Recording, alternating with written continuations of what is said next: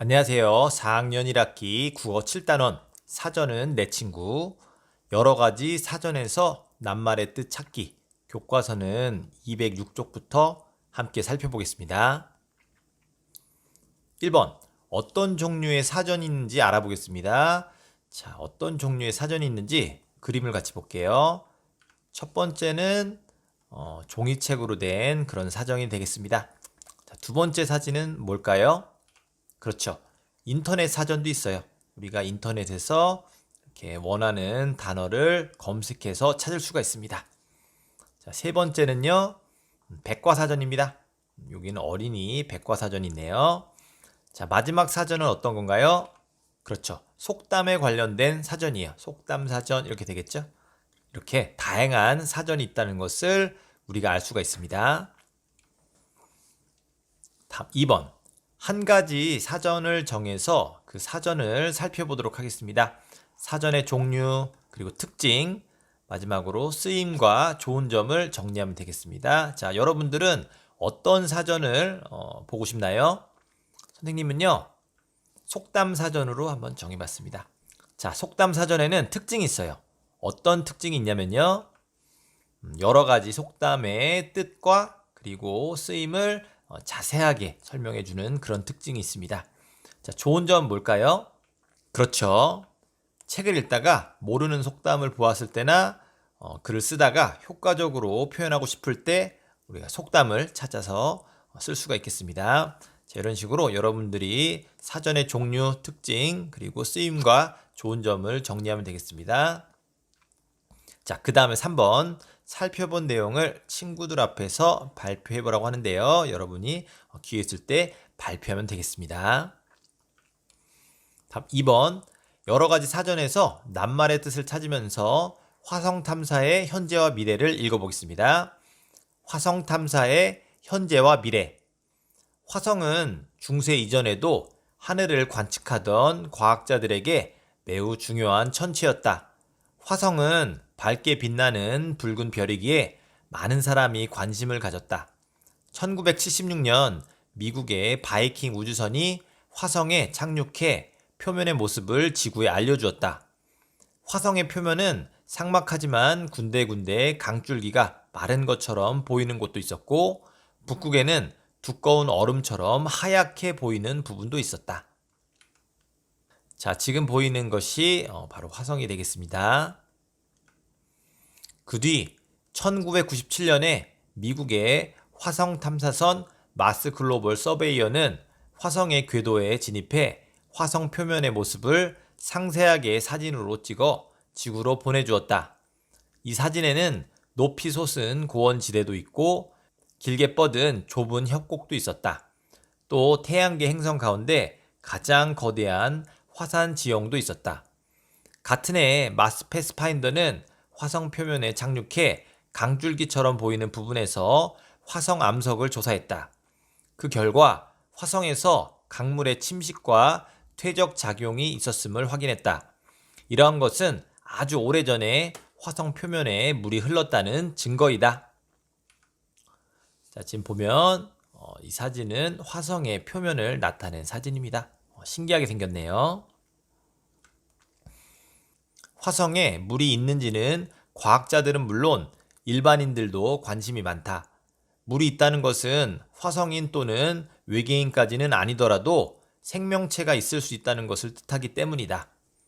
2004년에 미국의 쌍둥이 화성 로봇 탐사선인 스피릿 로버와 오퍼튜니티 로버가 서로 화성 반대편에 착륙했다.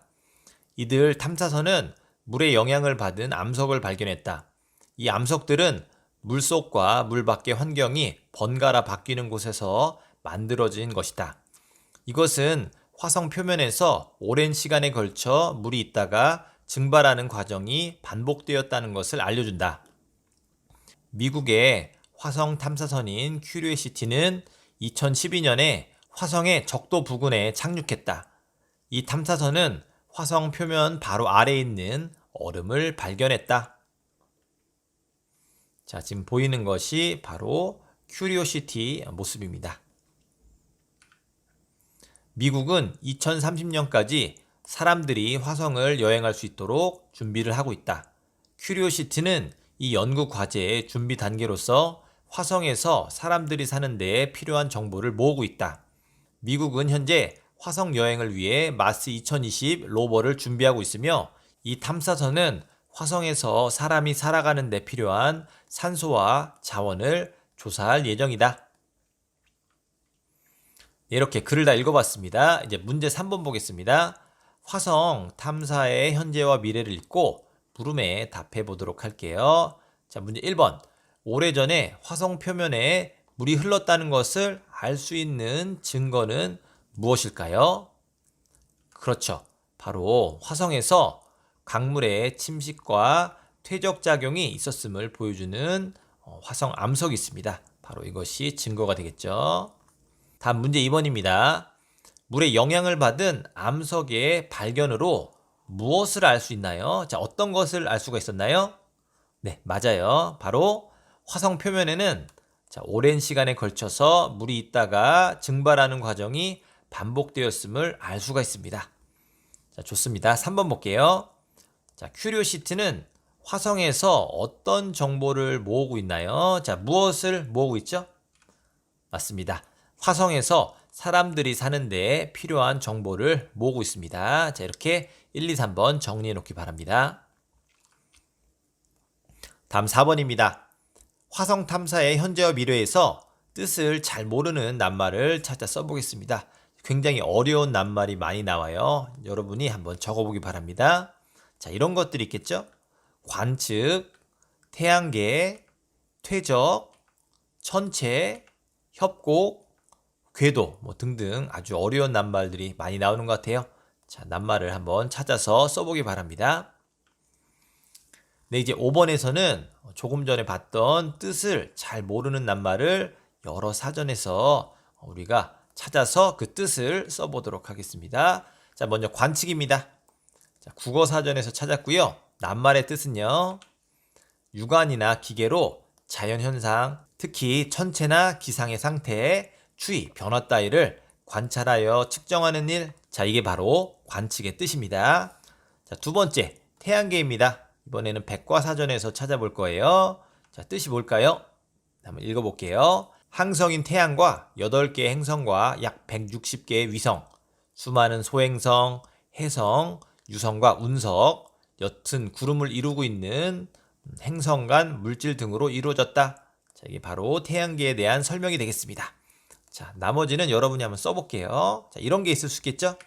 퇴적. 자, 이거는 인터넷 백과사전에서 찾아봤습니다.